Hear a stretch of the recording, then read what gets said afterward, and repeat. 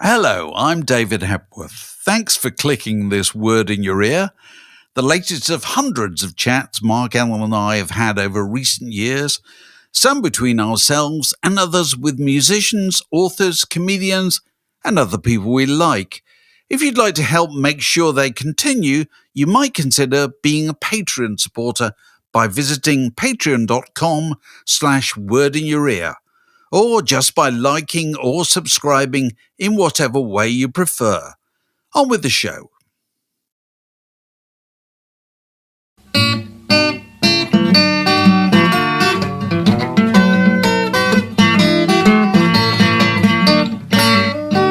You're listening to a podcast from The Word. So I was coming out of Piccadilly Circus tube station on Thursday, and I heard this busker playing Hallelujah. And I noticed, Dave, that you sent me a text later saying that I'd heard a busker playing Hallelujah at Piccadilly Circus. We must be in there at the same time. Either that, or he plays Hallelujah over and over and over again because it's probably his biggest earner. But the thing that struck me was that you know, that's a song that no busker can ruin. Not that he did a really reasonable job of it. It's just that you're sent away thinking about that song and running through that song in your head, and immediately it's a better day, isn't it? Well, you're obviously got a more forgiving nature than I have, actually.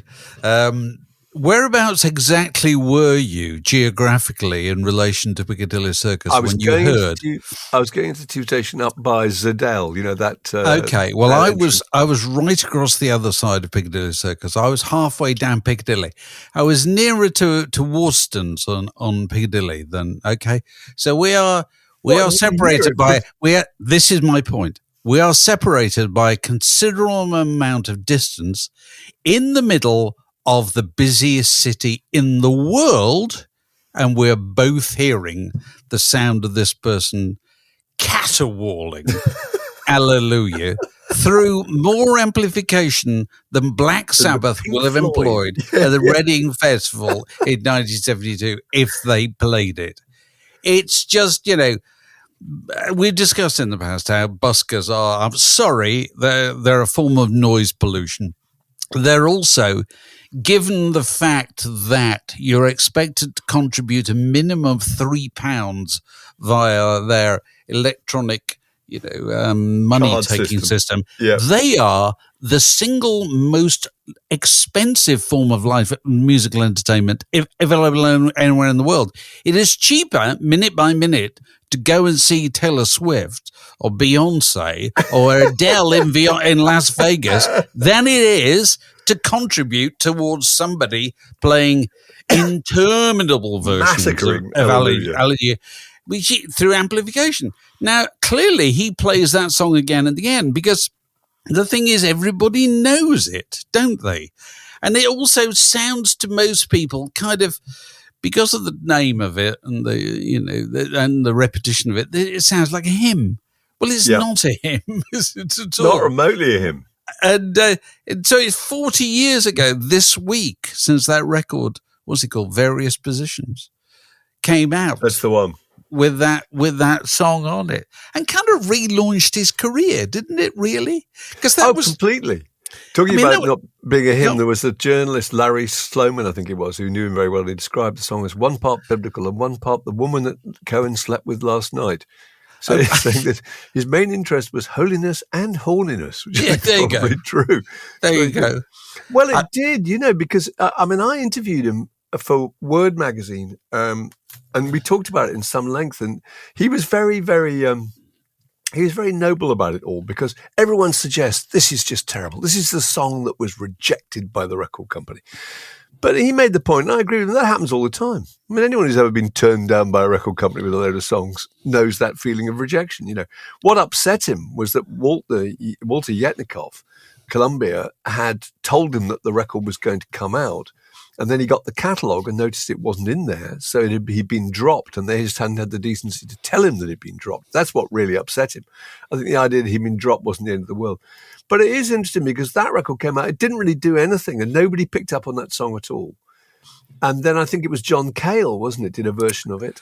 on the I'm Your Fan tribute album. Yeah. And that was eventually, I think, used on the soundtrack, or maybe was it Shrek? I think it was Shrek. I Yeah, think it was Shrek. in 2001. That's right, it was Shrek. And then Jeff Buckley had done a version of it, which was the real breakthrough, actually. That more than the Cale one, I think. That was the one when everyone thought, this is phenomenal. And they also thought, this is better than the original, which is very rare that somebody does a cover version, you think this is actually better than the original. And then it just began to build, and everyone got really involved in this, as you say, the kind of spiritual hymn-like side of it. And also the chord sequence, that brilliant thing where even non-musicians could understand, that if you do it in G, then it goes like this, from G to the fourth, the fifth, the C to the D, which are the fourth and fifth chords, and then the minor fall, the A minor, and the major lift back to the C major. And that's just a brilliant way of telegraphing precisely how the internal mechanism of songs work. And everyone just really picked up on it. But I interviewed him, and he said all sorts of really interesting things. One was that he'd written it, it'd taken him 5 years to write. One was that he'd written 80 different verses. God knows if there are 80 rhymes for Hallelujah, but he claimed he'd written 80, and when John Cale got in touch with his publishing company, who got in touch with him and said he wanted to cover it, he just faxed him, that was being the time we're talking about, faxed him all 80 verses, and Cale just built his own version. And the same thing with Jeff Buckley. So everybody who's done it since simply arranges the version that suits them out of the available verses, which is interesting, I think. But he just went through hell writing. He was talking about being in a hotel room, just dressed only in his underpants, banging his head on the floor, trying to write notes in a notebook and trying to nail the song. And then it just took off. And it became the song that was used by singers who wanted to remind you of what technically great singers they were. Do you know what I mean? There's a K.D. Lang version of it. There's a Rufus Wainwright. There's a Bono, Justin Timberlake, Imogen Heap, Neil Diamond. People, what they're saying is, I'm using this as a vehicle to show you how well I can sing. Then you got the Bob Dylans and Willie Nelson and, First Aid Kit, all sorts of people doing it. And then ultimately it became everyone. There's an Osmonds version of it. There's a Johnny Mathis version. And then, to be fair, in defense of the Osmonds probably know more about the biblical derivation of Hallelujah than most people have to go at that song. That's but true. Anyway, carry on. Go on. No, but then it started getting picked up, I think, by film soundtracks and TV series, and that's where it is just a one-song industry. I mean, we've talked about all sorts of musicians in the past that mainly they're, it's Golden Brown, or it's Every Breath You Take. There's some song that's 75% of their earning, and this is clearly the one in his case. But I mean, the amount is 42 films and TV series that's been in now, which is absolutely astonishing. The Jeff Buckley version alone is in 8 television series, including The West Wing. Oh my God! And then Alexandra Burke did it on X Factor. Sold 576,000 copies in its first week. Can that be right? I mean, it's just astonishing, really. So somebody's job, presumably, is to get up in the morning and simply market the song or monitor the song Hallelujah. I think basically all those. I don't think anybody gets up in the morning anymore in any of these things. I think basically noughts and ones somewhere are clicking.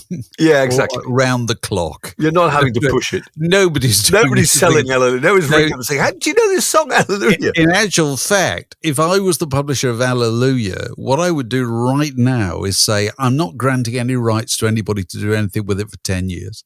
Let's let it lie fallow for 10 years, and then people will rediscover it. Because my main thought going down Piccadilly the other day, listening to that racket, was, oh, God, save me from this song. Yeah, you may have gone off with a spring in your stride. I definitely didn't. I had a thunderous brow, actually. I wasn't thinking about his version of it. I was thinking about the song itself and just humming the real version to myself as I got on the tube. Right. Out of earshot. Anyway, this morning I looked at the lyrics. I read the lyrics, which I don't think I've actually done before, actually. And it kind of loses me halfway through it in terms of the sense of it, really, But it's one of those songs I mean, it's a fantastic kind of poem. It's incredibly tidily and fastidiously done, isn't it? The famous apocryphal story of Bob Dylan and Leonard Cohen talking about how long did it take you to write a song, and Leonard Cohen says Hallelujah 5 years or 7 years or whatever, and Bob Dylan says a vision to Joanna 15 minutes or whatever. And I suppose you can tell the difference, because half of what Bob Dylan writes is just placeholders. It's stuff that he'll make sense by the way he sings it, whereas Leonard Cohen composes songs like a poet, doesn't he? He's writing it down, it seems to me, first of all. Completely. Well, the whole thing about Dylan's is that none of those lines are meant to have a specific meaning, very rarely. Yeah. Whereas every one of those ones in Leonard Cohen's songs, you can interpret as something that he kind of intended. And that's a completely different discipline. That's hard. But I tell you what, it's also this morning sent me back to the Bible story, that he saw from the roof, saw her bathing from the roof, the moonlight and her beauty overthrew me and all that. And that's the story of David and King David in the Bible and seeing Bathsheba. Bathsheba, Mark, you'd be interested to learn, was the beautiful wife of Uriel the Hittite. Yeah, you probably remember this. I do. Many years ago. And so David thinks, I fancy her. And he calls her. I'm going to go up on the roof and see whether or not it might be about shower time. Absolutely. And with my binoculars. It's really interesting. If you read it in the Bible, it's basically he calls her over and just sleeps with her. There's no preamble or whatever, Different There's no smooth talk. It's basically different times. I'm the king of the Jews. This is what we do. And Uriel's away at the battle. And then he asks his generals to make sure that Uriel gets put in the front rank of the soldiers, so there's a fair to middling chance he'll die, which he duly does. So it's the most extraordinary. Just remove him from the equation. It is sex and violence. I'm sorry, it is. Yeah. That's what it is. So it's not so far removed from that business you mentioned earlier about the kind of the sacred and the sexual two things. Yeah, holiness and horniness. Yeah, absolutely. It's a brilliant combination going on in the world of Lennon. But also, it was the first time he composed on something other than a guitar, isn't that right, I think? So he'd been 5 years since his previous album, which is a long time. I can't remember what the previous album was. Recent Songs, is that what it was called? Something like that. And then there was nothing. And I think many people probably thought he'd gone away. That was in those days. That was a long time to leave between records, and then he reappeared with this, and he composed on a Casio, hadn't he? So he composed on a keyboard, which he then started to play. I remember going to see him, and not long after that, and he used to play little solos on Casios. But no, you forget that, of course. You kind of imagine he was always kind of buoyant, but that wasn't the case at all. He just disappeared. He complained that Columbia had told him at the time. He said, what they said was, we know you're great, but we don't know if you're any good. Yeah. And that's kind of an equivalent of the famous line in One Day where he says, I love you and everything. She says, I love you and everything, but I just don't know if I like you anymore. It's the same thing. Do you know what I mean? They said, what they're saying is, you've got your reputation. It's just that we think you can't reproduce all that now. We think you've lost the ability. But also, I know, it's very easy to sneer at these things, because record companies, they're like banks, Well, they used to be in the old days. They're like banks, and basically they can only put bets on a certain number of properties. They have to decide whether it's worth reinvesting in somebody like Leonard Cohen or just taking that money and devoting it to somebody new or whatever. And they had no reason to believe in, whenever it was, early 80s, that Leonard Cohen would still be a thing, as we now say, right up till his dying day. There was no precedent whatsoever for thinking that. And they would have been entirely justified in saying, no, we're going to take our money and we're going to put it somewhere else. But, they left it where it was. And he had, as we said... he would have thought the same thing. Wind. So it's a combination of Hallelujah and of his accountant running off with all his money. Yeah. That kind of forced him back into the fray, which he didn't particularly want to do, was very nervous about. But my goodness, it was fantastic that he did. He left on such a high, didn't he? I mean, his reputation. Oh God! Could Well, he not was have been more embellished. He was the original prolonged lap of honor, wasn't he? Yeah, for a long, long time. the long goodbye. Yeah, absolutely, the long goodbye. So you're not a big user of Spotify, are you? I don't think. Not enormously. I'm a kind of regular user, but I use it for quite a specific thing. And once a year, and it's just happened to me, and it's probably happened to other people listening to this who use Spotify, they send you what they call Spotify Wrapped. Oh, yes, they do a tally of what you've been listening to the most. Yeah, and which has now become quite such a big thing that apparently they send out 100. People post them all the time. People post, and they encourage people to post them to say, this is what I've been listening to. And what I didn't realize is that some people have taken umbrage at this, and some people are such kind of advanced musical snobs. They think, how did that get to number 8 in my chart? That can't possibly be right. Yeah, one of my children's been coming in and playing this terrible record. I demand a steward's inquiry. This can't be right. My standing amongst my peer group will suffer irreparably if people think I've been listening to God knows my what. elite record now playing absolutely chic world of obscure album classics. Suddenly Paul Young's No Parlays in there. Why?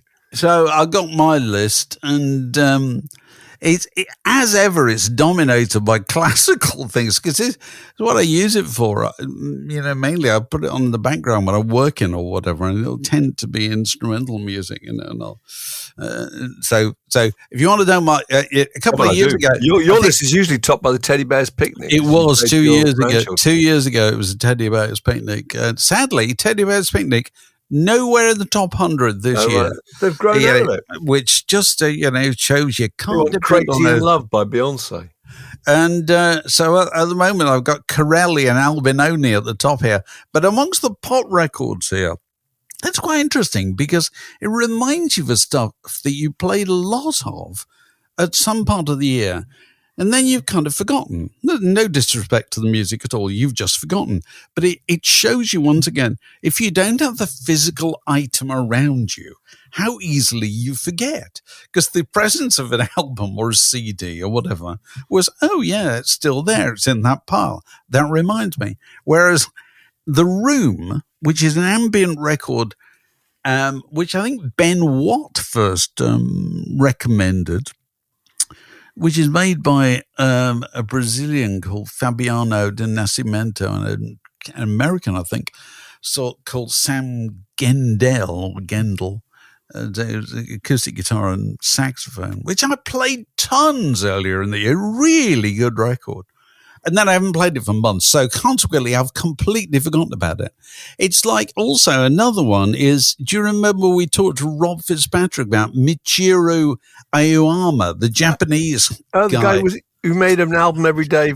He made a record every day. year or something. Yes, right. And he's still doing it, And so for quite a while in the year, I listened to those things, and then I haven't done it. It just kind of slipped away, And Brian, do you know Brian Blade and the Fellowship Band? Here's a Spotify discovery. I knew nothing about them all. They're a jazz group.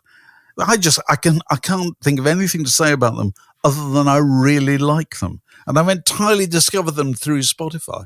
And this, arrival on Wrapped once a year is a way to remind me. But do you know who the most played artist for me, according to Spotify, in 2024 is? You're never going to guess. Lindsey Buckingham. No, why? I just got a Lindsey. I went on a Lindsey Buckingham kind of rampage for months. I just wanted to hear Lindsey Buckingham, his solo albums, and I think there was some repackaging of some of his solo albums or whatever. And I just listened to that so much.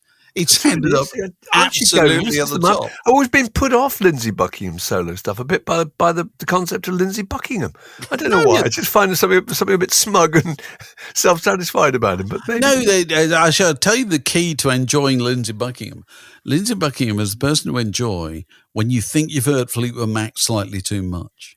So, because basically he is the fingerprint of Fleetwood Mac as much as anybody else, and so listening to Lindsey Buckingham solo is like listening to a load of Fleetwood Mac demos that didn't get completed, and that's absolutely fine, you know. So that's my Spotify Wrapped, and dealing with the completely the other end of the spectrum. That's the kind of digital, virtual side of it. This week, Mark, I sold a load of singles. Yes, you were going to. How did it go? How was the experience? How did it go? How were you feeling? Are you weeping in the corner, just regretting it, wanting them back? No, I wouldn't say that. No, Which always reminds me of the Danny Baker story. Do you remember that when Danny Baker threw away a load of singles into a skip? Oh, right, they came and back. Then regretted it. And then several years later, a guy came round, I think, to do some plumbing or an electrician or something. He said, "Hey, I came to this house once because I found a load of singles in a skip. I took them all home and I've still got them." And he brought them back and gave them to Danny. Yeah, that's like a biblical tale, isn't it? It is. But do you feel a great sense of loss, or are you just delighted? No, I wouldn't say I felt a great sense of loss, but it's kind of, it's interesting when the chap came to take them, makes it sound like social services, or something. And my wife happened to come back from work, and she was in the kitchen when this was going on, and she was trying not to pay attention. And when he went, she looked at me. She said, "Are you all right?" Oh, because it's emotional. I said, "No, I'm fine. I'm fine." She said, "No, I thought it's your life, isn't it?" Oh. And I thought, at which point I thought, "Oh my God, I am going to weep." I was all right, but I'm not now. Absolutely, it's a very strange sensation. But I've still got loads of singles, and I sold a load of things that I must have got sent for review in, I don't know, late 70s, early 80s or whatever. And there's a load of stuff that at the time I thought, I'm going to hang on to that because that might be worth something or whatever, even though I have no emotional attachment to it whatsoever, And very often that's the stuff that has the value. It also has the value because you haven't played it really. No, absolutely. Whereas my Beatles records are Motown singles or Stone singles or, my copy of Bob Dylan Times the Unchanging. They're knackered because, they went through the 60s and the 70s and all the kind of rough treatment and, that went with the territory in those days.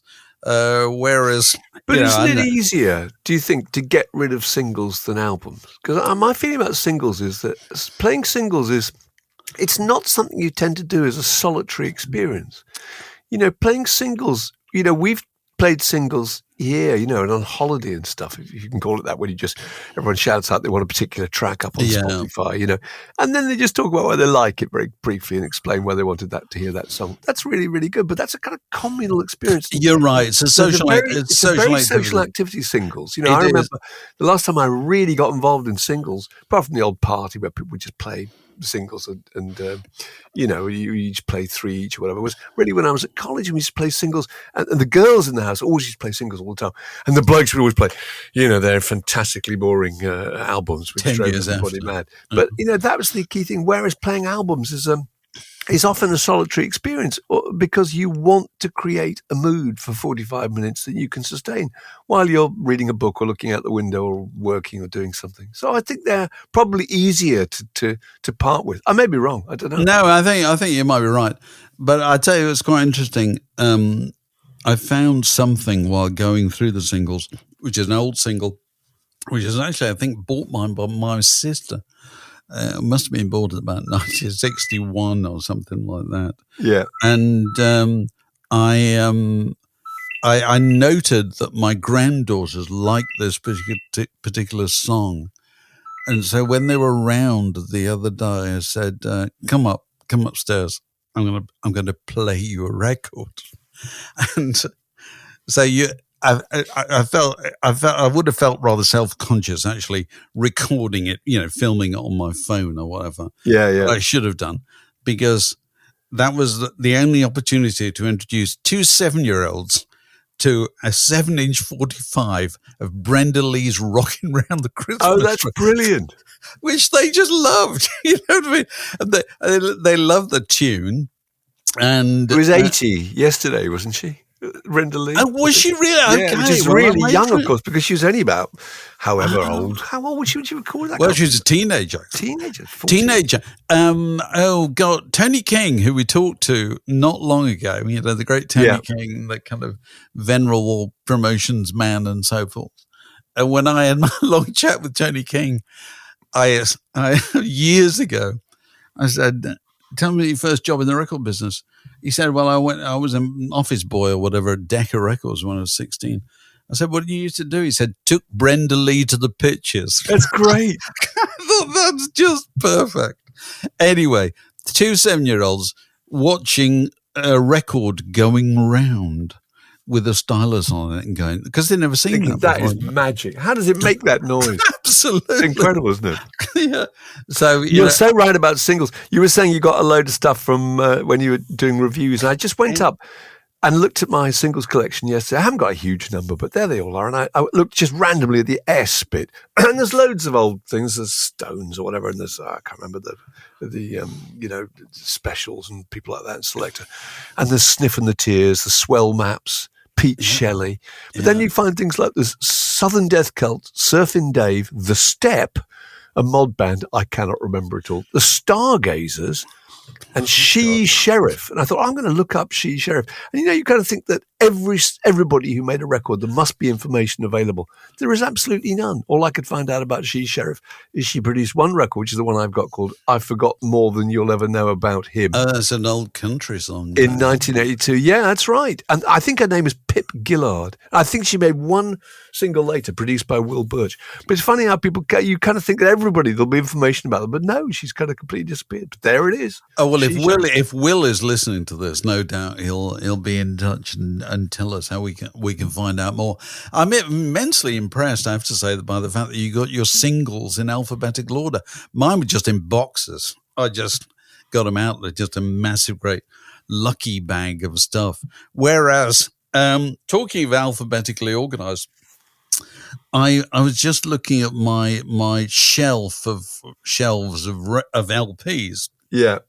And I was looking at the S's and T's yesterday, and because they're imperfectly alphabetized, and things get out of place, and I forget, and then lost forever. Then lost. Well, I wouldn't say they're lost. Well, it does happen occasionally, but I've done this compilation, this more deep 70s 4 CD compilation, and one of the CDs is what I call skinny tie music, which is kind of what might be referred to as power pop. And I was one of the tracks is by The Shoes, and I thought, I wonder how they many were great. The Shoes, they're good. I interviewed The Shoes. Do you know why they're called The Shoes? Oh, isn't that one of those names associated with the Beatles? Go on. Paul McCartney, in some interview, he said, you're called the Beatles. He said, well, we're talking about the name. He said, we could be called anything. We could be called The Shoes. So in the classic tradition, somebody immediately then starts a band. It's like the Moondogs, the same thing, isn't it? Yeah, it is. Yeah. So I thought I'd see how many Shoes records I've got. Do you know how many I've got, Mark?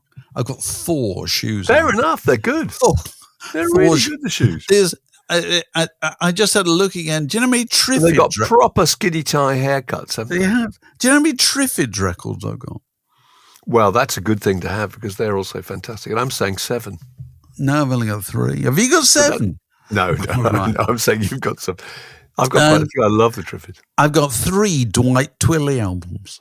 3 Dwight Twilley albums. If you'd asked me, I would have thought I had 1. Yeah. But no, somehow the other 2 have hung on, and I'm quite pleased, And so yesterday I was playing, I just played vinyl all day, and ended up playing something I rarely do, which is playing both sides of lots of things. I played all 3 of my Wendy Waldman albums, both sides. Wendy Waldman? Yes. Wendy Waldman's, well, she's mainly known as a songwriter, but she didn't make albums in her own right. Still does, I think, probably. One of those people kind of in the Maria Muldaur, Bonnie Raitt universe in the mid-70s, and made 3 albums, Warner Brothers, which I've still got. And it's just, you have these records and they sit around for 40 years longer. You don't play them at all. And then you play them again and suddenly just something happens. You kind of reconnect in a really odd way.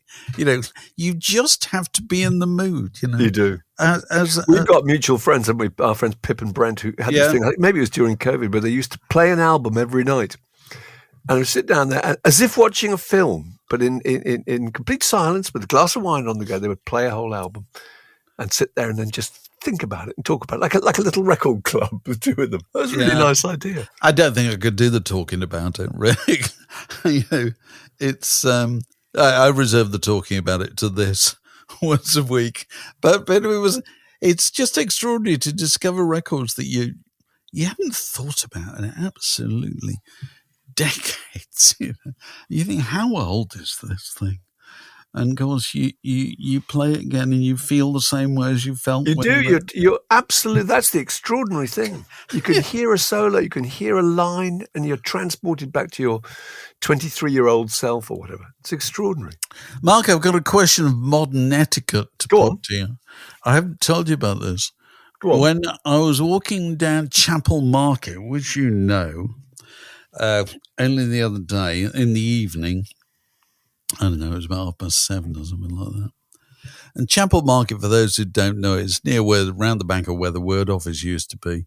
And Chapel Market is a kind of, it's a colourful area of Islington, isn't it, Marc? People who don't know Islington, they tend to think of it as just highly paid barristers, and well, there's a lot of hooky goods was sold. My first day at the Word Office, I can remember going out there to buy a sandwich and go to this cheese stall, and the guy, you remember this? The guy said, "Do you want a bit of cheese, mate?" And I said, "Yeah." I said, "You can have a whole brie here." I said, £3. I said, "How can you sell a whole brie for £3? He had a huge earthenware trough of pate. He said, £2 a lot. I said, the container's worth £5. What's going on? Fairly soon I twigged that there was a lively kind of black market going on. But anyway, go on. Yeah. You used to go out to get a sandwich at lunchtime, say, "Do you want anything from Stolen Cheese Guy?" Stolen Cheese Guy. That's right. It was a Stolen Cheese Guy. Anyway, it is an area of London that Hogarth or Dickens would recognise, isn't it? In many ways. So I'm walking down there. It's it's an evening. It's dark. There's a few people about, and I'm just concentrating on where I'm going, which is towards the tube station. And I just hear a young person's voice somewhere over to my right from across the road. And it's saying, sorry, I may have to apologise for the language I'm about to use. I'm sure everybody will forgive me. This voice just says, "Fuck off, motherfucker." And I just keep walking. And this voice says, "Fuck off, Justin Welby? Who was it? Go on. This voice keeps going. I just realised this voice is like 11 or 12 or something like that. "Fuck off, motherfucker." And I think, I wonder who he's talking to. And I look across the road and I realise he's talking to me. No. He's talking to me. What had you done? Literally nothing, Marc. I just come out the pub perfectly sober. That's the guy with 3 Triffids albums. Let's have a go at him. So what? And I just looked at him, and he was with an older, probably an older sister who was kind of late teens or something like that. And he just decided, for sort of what my mother would have called devilment, which is, let's just say "fuck off, motherfucker" to this bloke who I don't know, And my question of modern etiquette you can't help thinking that there was a time when you would have known how to respond to that kind of verbal assault, or it wouldn't have happened in the first place. But we now live in a world where it does happen. What are you supposed to do? What do you say? See, the problem is somebody who says fuck off motherfucker to a total stranger is somebody wanting a rumble. They want you to respond, in which case they're going to say something worse. I can remember being on a tube station once and somebody lighting a cigarette and throwing the packet of cigarettes onto the track. And I'm saying, oh, don't do that. He said, it's a job creation scheme, mate. I'm just creating work for people, so someone's got to clear it up. His basic thing was, it's like people who used to smoke on tubes. Do you remember that? Occasionally, people would get on and light a cigarette, and you couldn't say, oh, don't smoke this in a non-smoking carriage, or there is no smoking on the tube, because that's what they want you to say. Then they got something even more aggressive to say. But I don't know. Normally expect this. A cheery thumbs up and same to you, dear boy, or something. No, the point is, your chap on the tubes, deliberately smoking, or somebody picking a fight in a pub, is a fully grown idiot. You know what I mean? But this is a Dickensian urchin. Well, it's a Dickensian urchin. Yeah.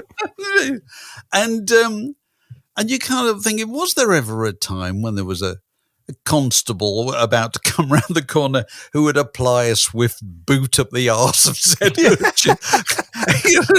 Or is that just a romantic notion I've inherited from reading too many books and watching too many films? I just totally ignored him. He just kept walking. He kept on saying, fuck off, motherfucker. No. Was he following you along the street saying? No, not really. He wasn't getting near me. But it was just, he just decided he was gonna talk to me like that. I've never, and I've lived in London an awful long time. I've never had an encounter quite like that. That is bizarre, isn't it? And I don't think you've quite recovered from it, actually. It's still haunting you, because you're now sitting there thinking, you're running through, as is always easy to do after the event, loads of responses you could have come up with. No, I didn't think that at all. I thought there's no point trying to be Stephen Fry in this particular encounter. No point at all. I can't see anything you could do. I mean, the only thing you could do, which obviously you wouldn't do, is the old cuff round the ear, isn't it? Is the proper do that, and his dad and all his uncles are going to appear out of the shadows. Well, absolutely. My God, can you imagine? Absolutely. That's tricky. I haven't told my wife about this. I've just told you and whoever's listening to the Word podcast, because I felt that was the appropriate. It'll be our audience. secret. The Word podcast, prime cuts of popular culture served fresh each week. We've got various things we should plug. We should plug the fact we're talking to Gary Kemp on Monday, I think, and Al Stewart, which is very exciting. Yes. And those things will probably be up by the time this is out. But I thought it'd be worth reminding people that the interview we did with Richard Morton Jack about his fantastic book, Pressing News, the old press releases from the 1960s and 70s, was really good. And he told one extraordinary story that we were talking about, weren't we, Dave, about people who are just very, very, very good self-promoters, very good at getting themselves in the frame. David Bowie with his campaign for cruelty against men with long hair and all that. And he told us that stuff about Robert Plant, which was really interesting. As he put it, he said Robert Plant didn't just arrive at Jimmy Page's door with a ribbon tied round him as a gift from the skies. This is a guy who'd worked really, really hard to develop a kind of a reputation and to get some kind of position. And he said he joined a group. He was just a hustler, wasn't he, for years? He joined a group called Listen. And at this point, he changed his name to Robert, spelled ROB3RT, with the number 3. And that got him into the local press. He then announced that they were joining the Noise Abatement Society as they objected to the volume that other groups played at, got into the local press again. He then played a concert, the band Listen, for some picketers at a local factory who went on strike, and he got shouted at and told to bugger off, and that got him in the papers again. Then it was a driving offence where he had to go to court, and outside the court, he did there was a kind of protest for the legalization of marijuana, and that got him on the front page of the Daily Mirror. That's the Daily Mirror. It's phenomenal. How many copies would that have sold at that time? Yeah. And then lastly, he got to the national press, the music press in 1967, handing a letter to the Chinese embassy saying that the Band of Joy, the band he was in at the time, were going to go to China to promote Chino-British relations. I thought it was fantastic, actually. There are certain people, aren't there? Marc Bolan's another one. But Marc Bolan, skiffle band, age of 9, was in a group when he was 12, I think, called Susie and the Hula Hoops, whose lead singer was Helen Shapiro. And then at school, in every lunch break, he'd just play his guitar to whatever audience he could muster. He then got into an episode of a television show, Orlando, dressed as a mod. And then he was a model, wasn't he? He was in town, wasn't he? He was kind of picked out as a representative of the new tribe of mods, wasn't he? That's right. Town magazine, or one of was society magazines, kind of. You can't help thinking that. And also changed his name repeatedly. He was then Mark Feld, his real name. He changed his name to Toby Tyler, and went around then in a kind of corduroy peak cap, in a kind of pastiche of Bob Dylan. Then he changed his name to Marc Bolan, and then Marc Bolan. I'm going to advance a theory here, is that had you known Marc Bolan, David Bowie, or Robert Plant when you were 14 and they were 14 at school, you would have thought, twats. You just probably would. Because they and you would have changed their tune and then became successful. That's a great guy, amazing, big mates. He was always driven. Yeah, because I knew he'd make it in the end. Whereas at the time, you just thought you were attention craving. Absolutely, that's what you would have thought. Yeah, because it takes a very particular, ability to push yourself, not your band. Yourself, you know what I mean? To say, I'm not meant for all this. I'm not meant for the same world the rest of you are meant for. I won't be going to college. You know what I mean? I'll be going out to make my name in Denmark Street or whatever. And the next you'll hear from me, I'll be in the charts. I'll be in the charts, and I'll wave at you from the back of my Bentley. They obviously had that kind of drive. It's like the day Bob Dylan decided he was going to be called Bob Dylan. Yeah. Was, let's not forget, long before he was famous. Yeah. That's an extraordinary thing to do, because you're just in the normal neighborhood, aren't you? You're with your school friends and the people who live down your street, or you're at university or whatever. Yeah, yeah. Then suddenly, one day, I'm not David Hepworth anymore. I'm David Diamond or whatever. That's it. And you've got to deal with the local problem. All your friends are going to take the piss out of you so royally, aren't they? Well, of course they are. Yeah. They are. Until, as you say, it turns out to be successful, which it did in those three cases. No, it's absolutely astonishing. But also, you can see why those people got management. When Bolan turned up at Simon Napier Bell's door, Napier Bell always says that he just arrived at his front door with a guitar, and he said he was going to be a big star, and he just needed someone to make all the arrangements. and if you're a manager looking for potential, people to manage, that's the kind of person you want. I suppose you're right. Absolutely consumed with self-belief that they're going to make it. Yeah, it's not going to be you sitting there mopping up their tears the whole time. So don't worry, mate. Pick yourself up, have another go. It's someone who's absolutely, all you need to do is just sort out the basic day-to-day for me. But I'm going to make it, That's really true. I never thought of it that way. No, that's Richard Morton Jack's book. What is it called? Pressing Times. It's called Pressing News. Pressing News, sorry. I think it is. Large format reproductions of old press releases and associated material. Absolutely. Yeah. Stocking filler if you got a bloody big stocking, I would have thought. Yes. And so from the Patreon chat this week, I should just mention Robert Reed was very pleased to hear us talking about Feed the Birds, the Sherman Brothers song from Mary Poppins, as being the finest example of a bridge in popular music, because as he says that, the Sherman Brothers only Lennon and McCartney possibly are more influential than them in our times. You may not think you know Sherman Brothers songs, but if you've been to Disney, you come out singing "It's a Small World" after all, don't you? Whether you like to or not. We were talking about most famous sax solos, which we said was the Pink Panther theme by Henry Mancini. Dan Harrison says, surely it's Yakety Sax by Boots Randolph, which is good shout, as they say. Very good shout. Is it the Benny Hill theme show? That's the theme, rather, to the Benny Hill show. That's the tune that you always hear where Benny Hill was harassing young women. Chasing around a park in a Macintosh and doing all sorts of things. And then we were talking further, we were discussing the fact that the lyricist behind the Village People hit YMCA always claimed he had no idea that YMCA was supposed to be a gay hangout.